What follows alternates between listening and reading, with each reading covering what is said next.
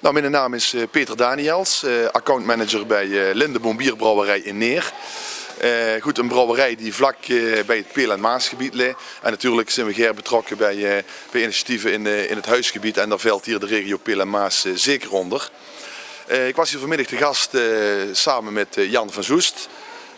Dat is natuurlijk al jarenlang een trouwe afnemer van het Lindeboom bier. En het mooie daaraan is dat twee kinderen die oom moeten zeggen tegen Jan, dus Frank en Rob, dat waren de initiatiefnemers van dit geweldige initiatief. En dat is een reden dat ik hier te gast ben vanmiddag. En wat heb je gedoneerd aan het goede doel? Nou, we hebben samen in combinatie met Van Soest hebben wij €100 gedoneerd aan het goede doel. Fantastisch. Wat vind je van de actie? Natuurlijk goed, anders zou ik het hier dan niet zien. Nou, de actie is heel goed. Het is eigenlijk fijn te zien dat een initiatief eigenlijk landelijk neergezet is, het Glazen Huis, dat er zoveel kleine initiatieven ook in de regio's komen.